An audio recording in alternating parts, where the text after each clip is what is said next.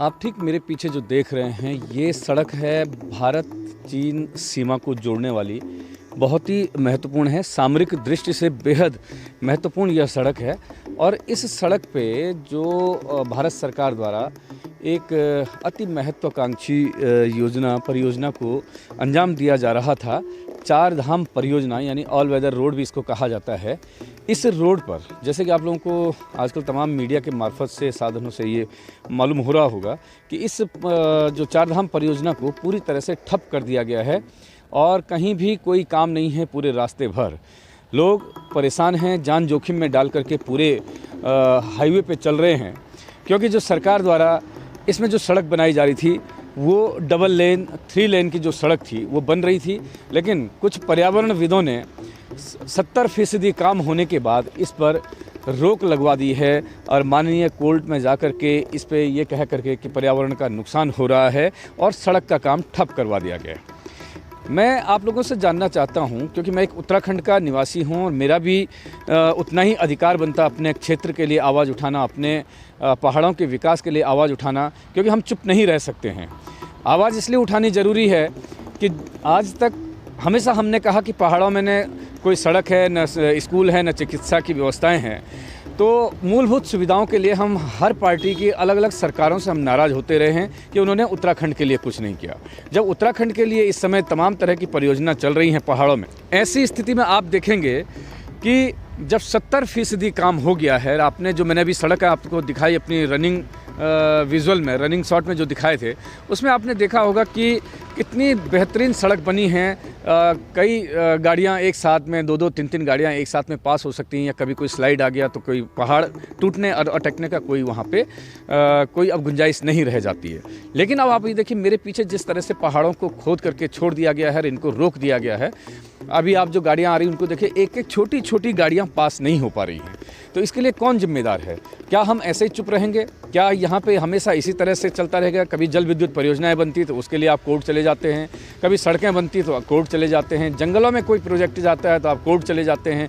क्या पूरे देश में, पूरे हिंदुस्तान में अच्छी हवा, अच्छा पानी देने का काम सिर्फ उत्तराखंड का है? क्या सिर्फ उत्तराखंड के पहाड़ों के लोगों के साथ में छलावा कर करके पूरे दिल्ली को सुरक्षित रखना है? हम ये कह रहे हैं कि रखना चाहिए, बिल्कुल रखना चाहिए, क्योंकि पहाड़ एक प्रहरी का काम करते हैं, पहाड़ एक सैनिक की तरह हैं, हम पहाड़ के रहवासी हैं। लेकिन हमारा भी एक दायित्व, हमारा भी हक बनता है कि हम अपने पहाड़ के लिए, अपने यहाँ के जीवन जीने के लिए हमें भी अनेक सुख सुविधाएं चाहिए। हमें सड़कें चाहिए, हमें अस्पताल चाहिए, हमें स्कूल चाहिए।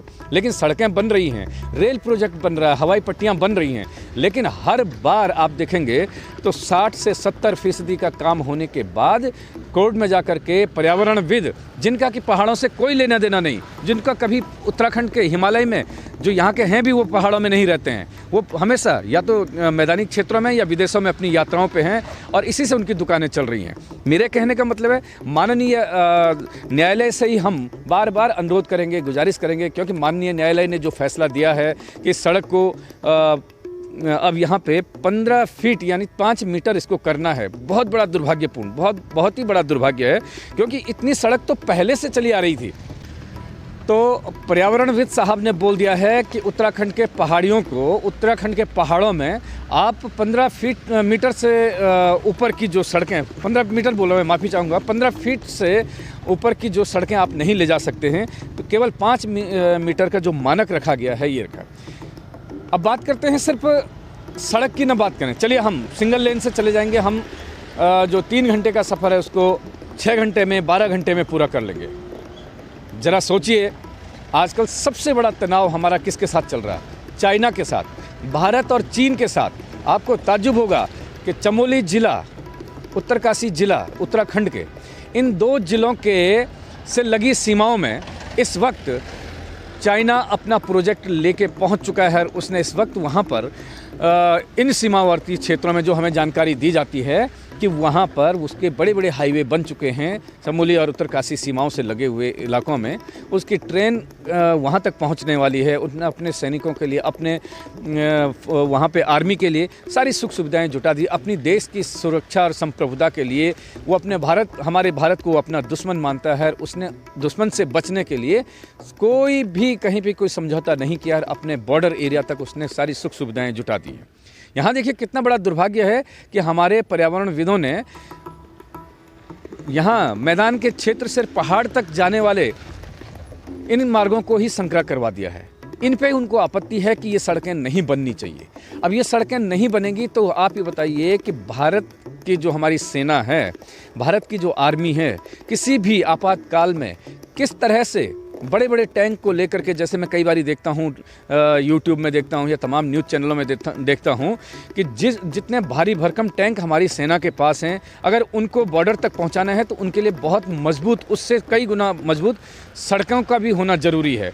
और शायद यही सोच करके भारत सरकार ने, राज्य सरकार ने और हमारी देश की सरकारों ने ये एक प्लान बनाया होगा कि हमारी सेना को किसी भी मुसीबत में के वक्त में कोई परेशानी ना हो। ऐसे में यहाँ पे जो साजो सामान है, युद्ध की चुनौतियों का सामना करने वाले जो तमाम उपकरण हैं, उनको ले जाने में हमें कोई व्यवधान उत्पन्न न हो, इस तरह से ये सड़कें बनाई जा रही थी। लेकिन अब बड़े ताज्जुब के साथ कहना पड़ रहा है कि हमारे जो पर्यावरणविद हैं, जो अपने घरों में एसी लगाकर बैठे हैं, उनको पता नहीं, उनको ये पता है, नहीं कहूँगा मैं, उनको पता है कि एसी चलने से कितना बड़ा पर्यावरण को नुकसान होता है। क्या कभी उन्होंने एसी के बारे में बोला? पर्यावरणविद साहब, हम आपसे चाहते हैं कि सबसे पहले अगर आप पर्यावरण की चिंता कर रहे हैं तो आप हवाई यात्रा बंद कीजिए, आप सड़क मार्ग पे सड़कों का प्रयोग बंद कीजिएगा, आप एसी का प्रयोग बंद कीजिएगा, क्योंकि आप सड़कों पे चलते हैं तो वो डीजल और पेट्रोल से गाड़ियां चलती हैं। जो डीजल और पेट्रोल गाड़ियों में लगता है वो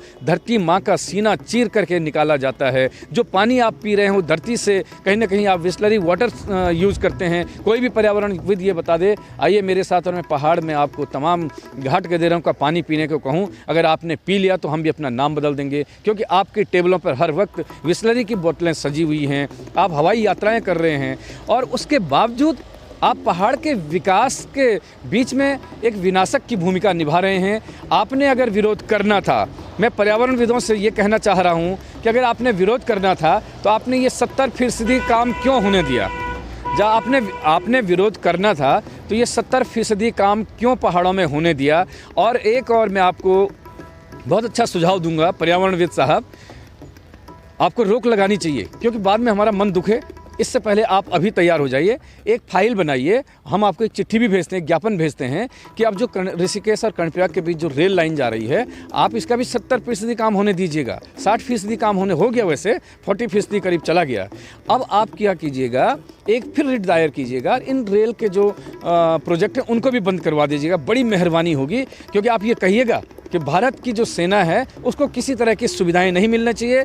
पहाड़ के जो सीमांत क्षेत्रों के जो प्रहरी हैं, मैं खुद भी अपने आप को सैनिक मानता हूं, मैं चमोली ज़िले का रहने वाला हूं। पिथौरागढ़, चमोली, उत्तरकाशी, चंपावत, तमाम उन जगहों के ज़िलों के जितने भी रहवासी हैं वो किसी सैनिक से कम नहीं हैं। और हम विषम परिस्थितियों में रह करके अपनी सेनाओं के साथ में अपनी सीमाओं की रक्षा के प्रति प्रतिबद्ध हैं। और लेकिन हमें सुख सुविधाएं चाहिए। पर्यावरणविद साहब, आप इस तरह से बार बार जब ये करते हैं, ठीक है, आपको राष्ट्रीय अंतर्राष्ट्रीय पुरस्कार जरूर मिल जाते हैं, लेकिन जनता की नज़र में आप सिर्फ और सिर्फ एक खलनायक की भूमिका में रहते हैं। तो इसलिए अच्छा है कि विकास और विनाश दोनों के बीच में कोई ऐसा रास्ता निकले कि आपकी बात भी रह जाए और हमारी सुख सुविधाएं भी हमें मिलती रहें। आपने 80 फिर 70% काम होने दिया, फिर सड़कों को रुकवा दिया, ये कहाँ तक जायज़ है? लेकिन मुझे पूरा यकीन है अपने भारत देश के संविधान पर, अपने भारतवर्ष के कानून पर, अपने न्यायविदों पर, अपनी सरकारों पर, वो आपकी मंशा को पूरा नहीं होने देंगे, क्योंकि ये अंतर्राष्ट्रीय मसला है, ये किसी पर्यावरणविद के घर का मसला नहीं है। आपको पर्यावरण करना है तो आप ये देखिए, जितने ज़्यादा डंपिंग जोन बन रहे हैं, आप आइए ना अपने घरों से पौधे लेकर के, क्यों नहीं आप ऋषिकेश और बद्रीनाथ तक पौधों का रोपण कर रहे हैं या गंगोत्री तक पौधों का रोपण कर रहे हैं। आप पर्यावरण के नाम पे बहुत सारा पैसा ऐंठते हैं, NGO वर्ल्ड बैंक से आप लोग पैसा लेते हैं, तो इस बीच तो आपको ये होना चाहिए था, इतना बढ़िया मौका हो गया, पहाड़ों में जगह जगह रूखा सूखापन जो आ रहा है, आपको वहाँ पर आकर के लोगों के बीच जा कर के और गाँवों के लोगों को समूह में बना करके और यहाँ वृक्षारोपण का बृहद कार्यक्रम चलाना चाहिए। ये तो बहुत अच्छा है, इसमें आपका नाम ज़्यादा होता है, बजाय कि इस तरह के 70% काम होने के बाद काम रुकवाना।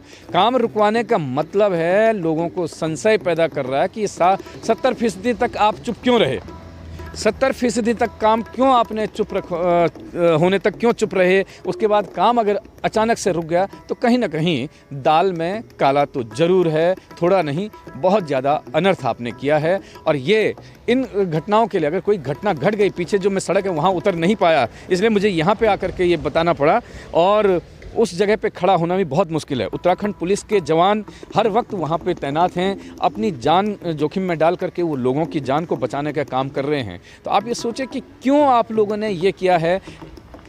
थोड़ी, मैं एक ऐसा शब्द बोलना चाह रहा हूँ, थोड़ी शर्म बाकी रहनी चाहिए, कुछ हो ना हो, लेकिन समाज की लोक लाज का आपको भी ख्याल रखना चाहिए। बहुत बहुत धन्यवाद।